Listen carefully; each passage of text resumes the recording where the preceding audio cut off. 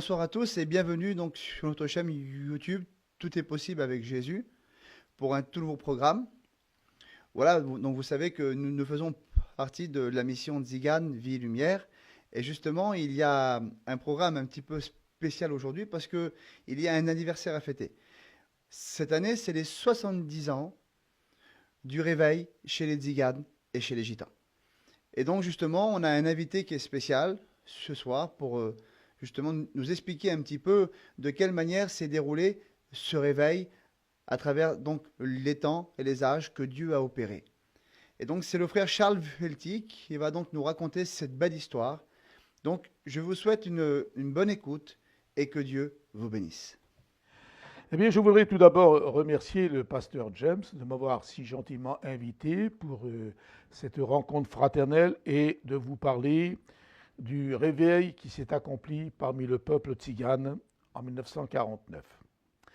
C'est donc au milieu du XXe siècle que débuta le réveil religieux du peuple gitan. Un texte biblique tiré du prophète Habakkuk va nous servir d'introduction. Jetez les yeux parmi les nations, regardez et soyez saisis d'étonnement, car je vais faire en vos jours une œuvre que vous ne croiriez pas si on vous la racontait. Et voyez-vous, bien des siècles plus tard, l'apôtre saint Paul se servira de ce verset pour parler de la conversion des païens. À mon tour, je vais donc utiliser ce texte pour illustrer le salut du peuple tzigane tant en France qu'il y a dans le monde. Il y a quelque temps, j'ai interrogé la jeunesse parmi nous pour savoir s'ils connaissaient l'origine du réveil. Et quand j'ai vu tous ces jeunes, j'en ai dit, alors les enfants, vous connaissez le Cossec? La réponse fut, qui c'est ça?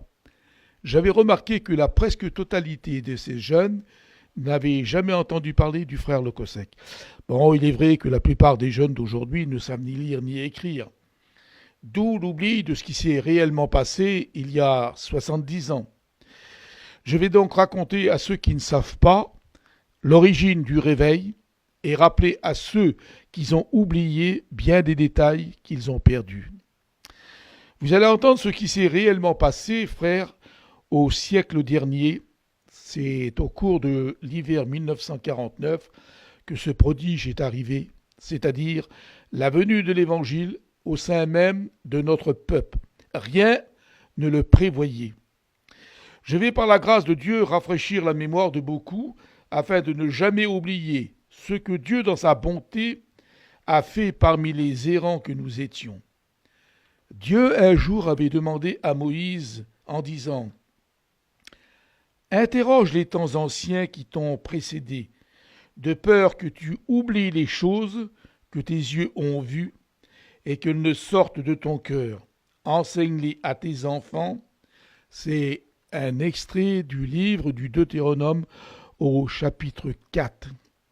40 ans venaient de passer depuis leur sortie d'Égypte et beaucoup déjà avaient oublié les bienfaits de Dieu. Peuple gitan, ne soyez pas oublieux des grâces que le Seigneur nous a faites. Avant d'entrer dans le pays de la promesse, Dieu dit à Josué d'enlever 12 pierres du Jourdain. Et il ajoute, « Lorsque vos enfants vous demanderont un jour que signifient pour vous ces pierres. » Et il ajoute, « Ces pierres seront à jamais un souvenir pour les enfants d'Israël. » Oui, frères gitans, ayant toujours le souvenir de notre conversion, nous avons aussi, nous, nos 12 pierres. Je vous les présenterai bientôt, avant que ce texte ne se termine, car nous allons maintenant parler de l'époque pénible et difficile dans laquelle s'est déroulé le réveil. C'était les lendemains de la Seconde Guerre mondiale, 39-45.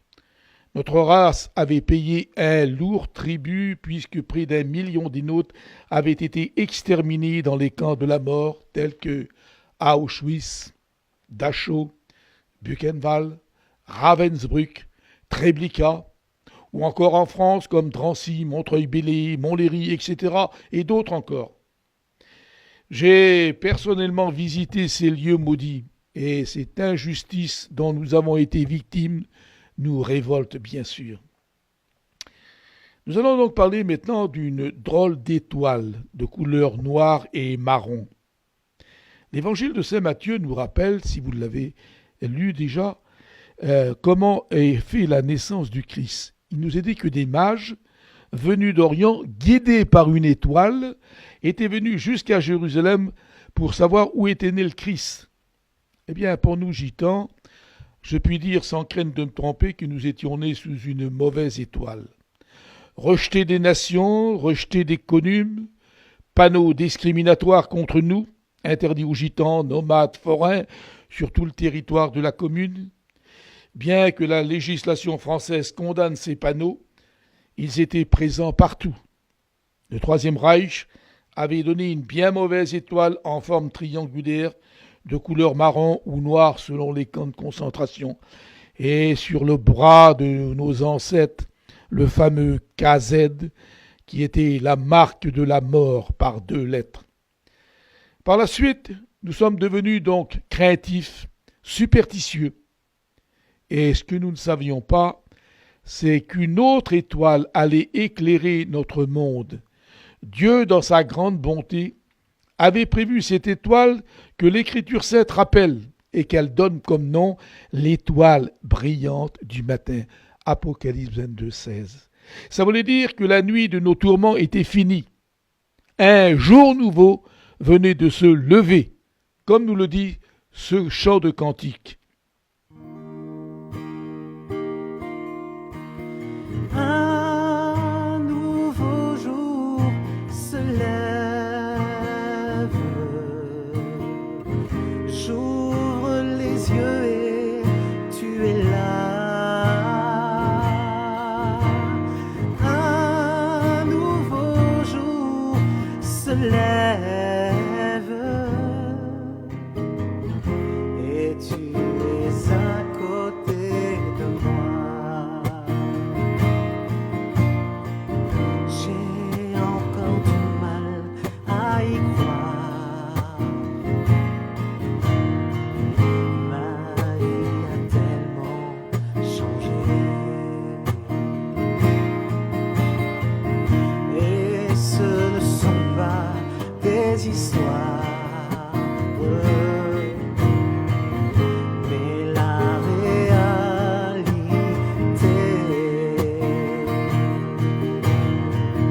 Ma tristesse est partie dans un nuage et le vent l'a chassé. Son soleil a brillé, me réchauffant le cœur. Un nouveau jour se lève, j'ouvre les yeux et tu es là. Un nouveau jour se lève et tu es à côté de moi. Vous allez maintenant découvrir les artisans du réveil, car tout a commencé par 2 femmes et 3 jeunes hommes. Leurs prénoms, Roger, Alfred, Clément. Nous sommes dans la ville du Havre, dans les années 1930. Une chrétienne suisse, mademoiselle Biolay, achète un restaurant qu'elle donne le nom de Au Ruban Bleu, restaurant sans alcool. Des pasteurs y enseignent la parole de Dieu, tels que François Galis, qui était un Français, Christo Demouchiev, qui était un Roumain, ou encore Ove Fall, qui était un Danois, sans oublier bien entendu Douglas Scott, qui était anglais. Dans ma jeunesse, j'ai eu l'immense privilège de connaître ces hommes de Dieu qui étaient un peu hors du commun. Ce restaurant était en quelque sorte un oasis spirituel pour les missionnaires qui partaient pour l'Afrique ou l'Asie. Mademoiselle Biolay faisait l'école du dimanche aux enfants et adolescents, et un jeune adolescent se convertit, devint serviteur de Dieu après avoir fait ses études par correspondance avec l'école biblique de Londres tenue par Howard Carter. Étude de 3 ans qu'il réussit avec succès en 8 mois. C'est dire si sa capacité était grande. Je vous dirai un peu plus tard qui était ce garçon exceptionnel. Parlons maintenant du premier garçon qui va être à l'origine du réveil. Son nom, Monsieur Roger. Monsieur Roger était un jeune chrétien de l'église évangélique de Lisieux, dans le Calvados. Ce garçon servait Dieu sur les marchés. Au milieu des fleurs, des légumes, il a installé son petit stand biblique et Bible et Nouveau Testament étaient présentés alors au public. Un jour, il tend à une dame qui passe un prospectus et lui dit quelques mots, que Jésus guérit les malades. La jeune femme mit ce tract dans son porte-monnaie, ne sachant pas lire. Elle finit par l'oublier. De plus, ce papier n'avait aucune valeur à ses propres yeux. Mais quelques mois plus tard, un événement va bouleverser sa famille. L'un de ses fils tombe malade à l'hôpital de la ville. La science médicale de l'époque avait découvert qu'il était atteint d'une péritonique tuberculeuse. Et comme vous le savez, la médecine de cette époque n'était pas aussi avancée que celle de nos jours. Plus d'espoir, il est condamné, il a seulement que 21 ans. Marié, père d'une petite fille qu'il ne verra pas grandir. Sa mère est une gitane de la famille Duville-Rénard. Elle se nomme Asie. Alors, le fils d'Asie était né à Notre-Dame-des-Landes en 1928. Et cette ville dite de miracle n'a rien fait pour le guérir. L'hôpital de Lisieux où il se trouve, là encore, c'est la déception. La Sainte Thérèse que nous respectons n'a pu rien faire également pour lui. À 20 ans, la vie s'ouvre devant vous. Pour lui, Zino, car c'est son nom, la mort se présente à lui. Voyez-vous, quelques années plus tôt, Himmler avait ordonné le 16 décembre 1942 l'internement des Gitans dans les camps de concentration. Zino y passa son adolescence. Privation, souffrance sera le lot de ce garçon manouche. Et puis voyez-vous, quelques jours plus tard, le 25 décembre 1942, Asie, sa mère, donne naissance à un petit frère qu'elle appellera Noël. Ce petit Noël est aujourd'hui serviteur de Dieu dans la mission Vie et Lumière, âgé de 78 ans. Asie, devant sa détresse, se souvient du prospectus où il était dit, selon M. Roger, que Jésus guérissait les malades. L'adresse de l'église était dessus, 28 rue du Camp-Franc. Le mot camp aurait pu évoquer chez elle les mauvais souvenirs de son internement, mais, remplie d'espoir, elle entra dans la petite église du quartier, fit dire à la personne où se trouvait cette église, et elle y entra. Le pasteur de cette assemblée s'appelait Alfred Gignard. « Monsieur, mon garçon va mourir, venez prier pour lui. » Et le pasteur lui dit, « Non, madame, il ne mourra pas. Nous irons cet après-midi prier pour lui. » L'après-midi, l'homme de Dieu se rendit à l'hôpital, pria pour ce garçon qui fut miraculé aussitôt. Zino, complètement rétabli, sortit de l'hôpital le 2 juillet 1950.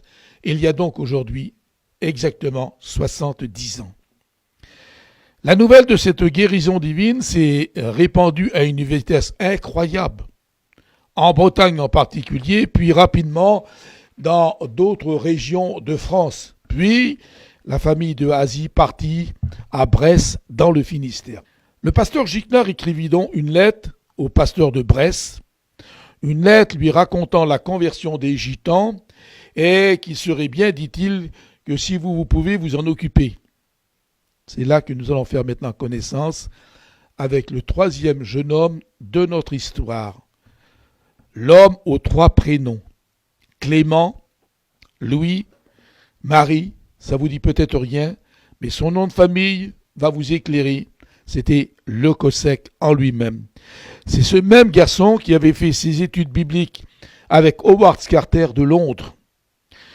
Le jeune Le Cossec était né en février 1921 à Tréfagate dans le Finistère, petit village breton. Son père est le gardien de phare de la Jument dans l'île d'Ouessant.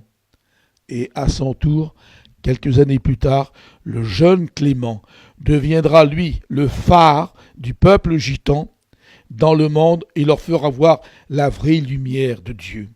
Jésus-Christ, lumière du monde. Le jeune pasteur n'a que 29 ans quand il débute avec les gitans, en été 1950. Mais remontons, si vous voulez, 4 ans plus tôt. 1946, il est alors pasteur à Lille, dans le nord de la France. Il habite avec sa femme, Thérèse, rue Barthélemy de l'Épaule. Je suis personnellement allé dans cette rue qui rappelait à mon souvenir bien des choses. Un jour, dans sa petite église, il reçoit la visite d'un jeune manouche qui lui demande d'aller prier pour sa mère qui est malade dans une caravane. Ils sont stationnés faubourg des Postes, à quelques encablures de là. Et un beau matin, le Cossec va donc visiter avec son vélo ces gitans qui sont là, faubourg des Postes, prie pour la dame qui va être guérie. Et puis, la semaine suivante, quand il est revenu, les gitans avaient parti. Ce qui fait que le pasteur Le Cossec va oublier complètement les gitans, comme Asie avait oublié son prospectus. Mais Dieu n'avait pas oublié lui, comme le psaume 9, verset 19. Le malheureux n'est pas oublié à jamais par Dieu. Asie, qui ne savait pas lire, voyez-vous, aurait pu froisser dans ses mains ce prospectus et le jeter. Mais, voyez-vous, le prophète Jérémie nous dit quelque chose d'intéressant dans son livre. Il est dit dans le premier chapitre que Dieu veille sur sa parole pour l'accomplir. En ce jour, cette femme qui venait pour la première fois de recevoir un écrit de la parole de Dieu ressemblait étrangement à cette déclaration du prophète Isaïe 29 où il est dit « Comme un homme à qui on donne un livre et qui dit « Je ne sais pas lire ». L'autre lui dit « Lis donc cela ». Et il répond « Je ne sais pas lire ». Eh bien, c'est exactement le cas pour cette gitane. Elle avait entre ses mains ce texte de la Bible et elle ne pouvait pas le comprendre, tout comme ce ministre éthiopien qui était venu de sa lointaine Éthiopie pour entendre la parole de Dieu. Il repartait avec une copie du prophète Ésaïe. Il lisait alors ce texte qu'il a été mené comme une brebis devant ceux qui le tendent, mais lui, ministre, ne comprend pas ce dossier. Alors le petit Philippe, évangéliste, va lui poser cette question. Comprends-tu ce que tu dis ? L'Éthiopien comme Asie ignorait. Voyez cette déclaration du Christ. Je te loue, Seigneur du ciel et de la terre, de ce que tu as caché ces choses aux sages et aux intelligents, et de ce que tu les as révélées aux enfants. Oui, Dieu l'a voulu ainsi. Matthieu chapitre 12, verset 25. Nous allons maintenant faire une constatation, chers amis qui nous regardez, c'est que les gitans avaient été les oubliés de l'Église. Notre peuple était le grand oublié.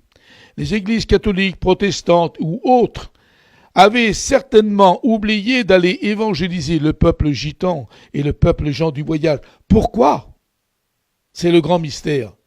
Peut-être s'agit-il de racisme spirituel, nous ne savons pas. Mais une chose est certaine, c'est que de toute façon, aujourd'hui, les choses n'ont guère changé.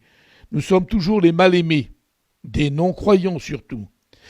Pour le salut des Juifs, vous voyez, Dieu avait prévu des prophètes de renom tels que Moïse, Jérémie, Ézéchiel, Daniel, etc. Pour les nations païennes, Dieu avait prévu des apôtres de haut rang comme Paul, Pierre, Jean, Jacques et bien d'autres encore. Mais chez les Gitans, il n'y avait pas d'apôtres chez nous, encore moins de prophètes. La plupart d'entre nous, c'était quoi ? Eh bien, malheureusement, des ivrognes, des voleurs, des diseurs de bonne aventure. Ce qui veut dire que les missionnaires n'avaient pas à aller bien loin pour nous trouver, puisque nous étions aux portes de leur village et de leur ville. Mais voyez-vous, pour ces quelques mètres à faire, l'Église a mis presque 2000 ans pour faire ces quelques pas. Ça semble presque incroyable, n'est-ce pas? Alors quels moyens Dieu allait-il employer pour sauver notre peuple? Pas de prophète, pas d'apôtre. Dieu allait utiliser un simple morceau de papier, un petit prospectus venant de la main de ce jeune homme, M. Roger. N'est-il pas écrit que Dieu a choisi les choses folles du monde pour confondre les sages? C'est ce que saint Paul nous confirme dans 1 Corinthiens 2, 27. Alors j'ai fait une petite recherche personnellement et j'ai compris que à partir du XVIIIe siècle jusqu'au XXe siècle, il y a eu des prédicateurs célèbres tels que John Wesley, Charles Finney, Charles Spurgeon, Hudson Taylor, Charles Stewart, qu'on avait surnommé le champion de Dieu, William Branham, le prophète des temps modernes, qui encore? Ah oui, bien sûr, Billy Graham, le plus grand évangéliste du XXe siècle. Tous ces serviteurs de Dieu remarquables, mais aucun d'eux n'a pris à cœur le salut des plus démunis que nous étions. Les pasteurs français ont fait la même chose. Nous étions ignorés. Nous étions vraiment les oubliés de l'Église. Un seul l'a fait. Et il y a consacré sa vie entière. Clément Le Cossec, qui deviendra plus tard, celui que j'ai nommé il y a déjà de ça plus de 30 ans, l'apôtre des Gitans. On doit tout à cet homme exceptionnel. C'est lui qui a baptisé et formé les premiers anciens parmi nous. C'est lui qui a fait l'achat du premier château à l'Échoux en 1966. C'est lui qui a débuté l'action missionnaire en 1962 et aujourd'hui cette action, elle se situe dans plus de 40 pays différents dans le monde. Il fut l'auteur d'une dizaine de livres sur les doctrines de la Bible. Il a écrit également 3 revues qui paraissaient tous les trimestres. La première est sortie de presse en 1946, qui s'appelait Lumière du monde, qui était destinée à la jeunesse chrétienne. Puis ensuite, une pour les gitans, Le chemin qui mène à la vie. Et enfin, Vie et lumière, qui est sortie de presse en hiver 1965. Voyez-vous, les premiers baptêmes furent faits en octobre 1952 dans la mer à Brest, quartier Saint-Marc. Là furent baptisés les premiers serviteurs de Dieu de notre mission, Mans, Tutur, Pinard, André, Carlo et Lily, ainsi que leur épouse. Ils étaient 12 pierres vivantes. Ils ont bâti la mission Vie et Lumière. Rappelez-vous, les pierres retirées du Jourdain qui étaient l'image du peuple d'Israël. Josué avait dit au peuple, « Lorsque vos enfants demanderont un jour que signifient ces pierres seront à jamais un souvenir, avait-il dit. » Eh bien pour nous gitans, nos pierres à nous, ce sont ceux que je viens d'évoquer à l'instant. Et ces pierres vivantes seront toujours pour nous rappeler que le réveil a commencé par ces 12 personnes. Ne les oublions pas, car, comme nous le rappelle Hébreux 13, 7, souvenez-vous de vos conducteurs qui vous ont annoncé la parole de Dieu, considérez quelle a été la fin de leur vie et imitez leur foi. Nous allons entendre maintenant un cantique où il est évoqué le Saint-Esprit.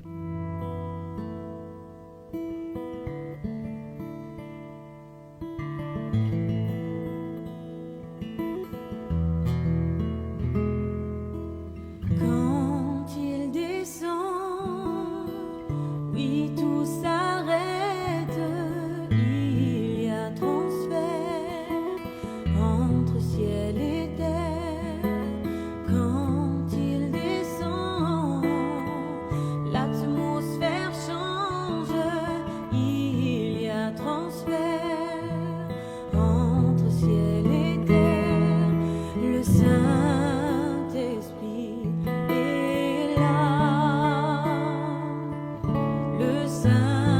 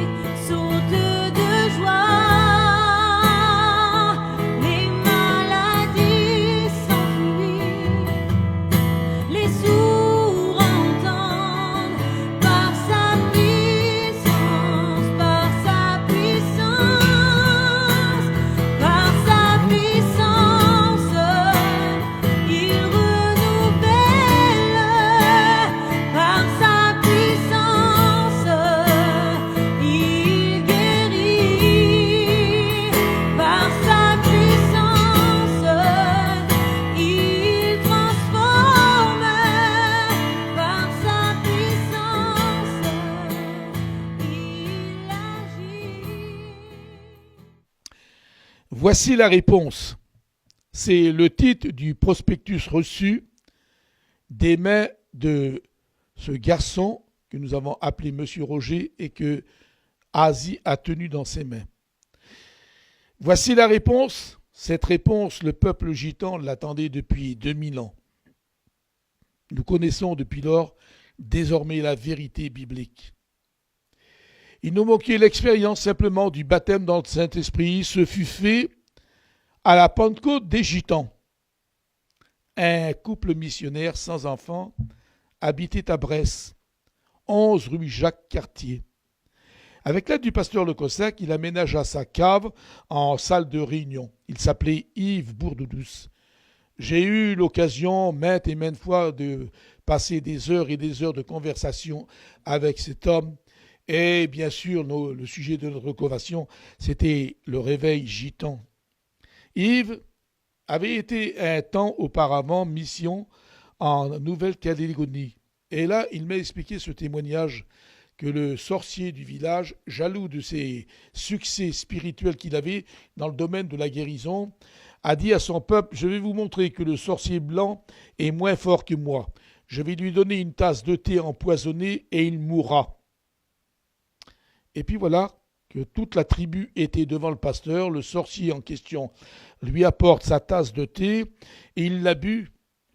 Et il est bien évident qu'il n'a rien ressenti parce que Jésus avait dit « Même s'ils boivent quelques breuvages mortels, cela ne leur fera pas de mal. » Cette délivrance a permis à la conversion du sorcier et une partie de cette tribu. Ce qui veut dire que les Gitans ont reçu le baptême dans le Saint-Esprit dans la cave de cet homme de Dieu qui était venu depuis la lointaine Calédonie. Les apôtres l'avaient reçu, eux, dans la chambre haute à Jérusalem. Nous, on l'a recevait dans la chambre basse, dans une cave.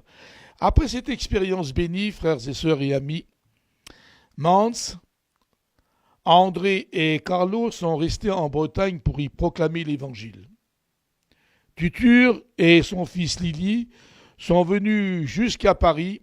Nous sommes donc dans l'hiver 1953, où ils ont été reçus par le pasteur André Nicole, salle géographie, 12 rue du Renard, et les tziganes de la région parisienne s'entassaient par dizaines dans les voitures du métro en chantant les nouveaux chœurs appris tout récemment comme « Si tu veux le bonheur, le vrai bonheur, laisse entrer Jésus dans ton cœur » ou encore « Dieu te cherche ». C'était vraiment beau, quelle ardeur, quelle foi. Le frère Pinard, tant qu'à lui, est allé jusqu'à Bordeaux pour rendre témoignage de la parole de Dieu. Aussi, devant l'ampleur du réveil qui éclate partout, le jeune pasteur Le Cossack quitte son église pour se consacrer au salut du peuple tzigane en France. C'est alors que l'idée lui vint, suggérée par un de ses confrères, le jeune pasteur Nédélec, et il lui dit « Pourquoi qu'on ne réunirait pas tous les gitans ensemble ?» Le Cossack est âgé seulement de 34 ans quand il organise la toute première convention à Rennes-Saint-Jacques du 29 mai au 5 juin 1955. À cette rencontre, mes deux amis personnels, Paillon et Ballot, furent baptisés dans l'étang d'Apigné. J'étais personnellement près d'eux dans l'eau, moi aussi, en chantant des cantiques. Et voyez-vous, 65 ans viennent de passer. Mes souvenirs sont intacts de cette mission faite avec une très grande simplicité. Au micro, dans la petite tente qu'il y avait dehors, était attaché avec une ficelle, ça tournait dans tous les sens, c'était vraiment la simplicité. Et puis tous les enfants que nous étions, on était assis par terre sans chaise, mais il y avait à ce moment-là une ardeur spirituelle qu'on ne retrouve presque plus aujourd'hui. Bien des années ont passé. Après cela, le Cossack décida de créer ce qu'on appelle l'école biblique. Après l'acquisition du château de l'Échoux, en été 1966, l'hiver suivant, 67-68, naissance de l'école biblique, la première au monde tenue par le peuple gitan. La grande aventure commença avec l'aide des pasteurs français, comme étant Kenneth Ware, d'origine américaine, Bernard Clément, Moïse et Jean-Claude Guillaume, Claude Barisset et bien d'autres encore. Et puis un jour, Payon, mon ami, va demander au frère Le Cossec de participer à l'enseignement des études et il lui dit: Tu sais, Le Cossec, c'est nous qui sommes ton œuvre. C'est avec nous que tu dois faire l'école biblique. Touché, le frère Le Cossec accepta et il nomma Payon, Jimmy, moi-même, et 2 ans plus tard, mon ami Ballot nous rejoignit. Ce quatuor qui avait sillonné la France dans bien des assemblées de Dieu et protestantes était cette fois-ci réuni pour l'enseignement des jeunes prédicateurs jusqu'à ce jour. Le Cossec, Payon, Jimmy ont rejoint la patrie céleste, reste Ballot et moi-même, ainsi que d'autres frères. Et voyez, ces 4 jeunes gens qui avaient été nommés par le frère Le Cossec, ayant moins de 30 ans, ont œuvré ensemble pendant plus d'un demi-siècle.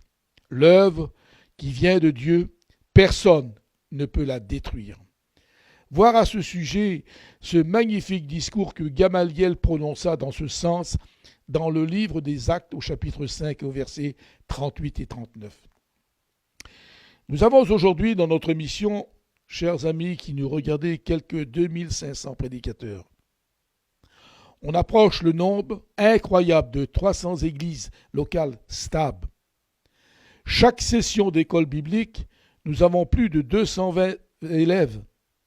Nous avons 135 chapiteaux qui tournent durant l'été avec 100-150 caravanes. C'est donc une grande église mouvante. Une retraite spirituelle au printemps, une convention en été et d'innombrables missions et séminaires tout au long de l'année, tant en France qu'à l'étranger. Une magnifique revue Vie et Lumière qui paraît 4 fois par an, donnant des nouvelles de l'œuvre de Dieu en France, en Europe et dans le monde. Alors, comment pour moi résumer tout ça en un seul mot? Je reprendrai le texte du début. Jetez les yeux parmi les nations, regardez, soyez saisis d'étonnement, car je vais faire en vos jours une œuvre que vous ne croiriez pas si on vous la racontait. Qui aurait pu prévoir que le peuple le plus rejeté, le plus démuni de toute la terre serait aujourd'hui une mission immense qui compte bien plus de 150 000 membres? C'est incroyable ce que Dieu a fait. Souvenez-vous de vos conducteurs, disait la parole de Dieu, qui vous ont annoncé la parole de Dieu. Considérez quelle a été leur fin, imitez leur foi. C'est pourquoi je me permets, en tant qu'ancien de notre mission, de dire à tous nos prédicateurs, à tous nos candidats, à tous nos étudiants, qu'ils soient manouches, roms, yénis, gitans, catalans, espagnols, gens du cirque ou sinti, piémontais, qu'importe. Le réveil, frères et sœurs, doit continuer plus que jamais. Les temps s'aggravent, les événements se précipitent. Redoublons d'ardeur. Beaucoup des nôtres ne sont pas encore sauvés.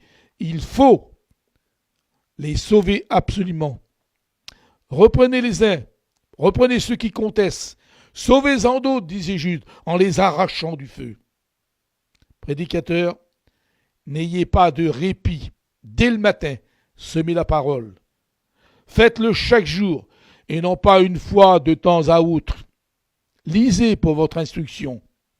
Ézéchiel chapitre 33, où l'homme de Dieu vous est comparé à une sentinelle qui veille et qui prévient des dangers. Lisez également Jérémie chapitre 48 verset 10. Ce texte va vous exhorter à ne pas être négligent dans l'œuvre de Dieu. Et encore, 1 Corinthiens 9,16, qui devra vous stimuler dans votre ministère, qui est la priorité de votre vie.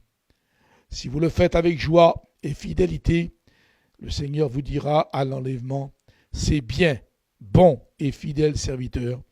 Tu as été fidèle en peu de choses, entre dans la joie de ton maître. Alors soyez bénis de Dieu, et que Dieu vous encourage et qu'il vous bénisse à l'écoute de ce que Dieu a fait pour nous il y a 70 ans, mais qui est toujours actuel. À bientôt. Voilà, j'espère donc que vous avez été touchés et bénis avec cette belle histoire qui a été racontée par notre frère et pasteur donc Charles Velti. Et vous savez donc on se rend compte de quelque chose, c'est que Dieu est un Dieu glorieux et qui manifeste sa gloire encore aujourd'hui. Ça veut dire que si Dieu a utilisé justement une personne avec un simple prospectus pour bénir une génération, pour bénir tout un peuple entier, je veux te dire qu'aujourd'hui, il peut t'utiliser à toi aussi, justement, pour aller témoigner et proclamer que Dieu est vivant. Donc, merci à Dieu pour ces moments, merci à Dieu pour ce réveil, et qu'il puisse nous pousser par son Saint-Esprit encore justement à témoigner de sa gloire, à témoigner de ce qu'il fait, et qu'on puisse le faire de tout notre cœur. Voilà, donc que Dieu vous bénisse, et on vous dit donc pour un autre rendez-vous, à une prochaine fois. Amen. Un vêtement blanc, une harpe d'or, un beau palais, une couronne, la sainte joie, le vrai trésor, là-haut, mon sauveur donne, car Jésus est mon sauveur et il m'a tant aimé, paya ma dette sur le calvaire, il m'a dans son grand amour sauvé du péché, je vis dans sa sainte lumière. Oui, nous marchons tout joyeux, nous marchons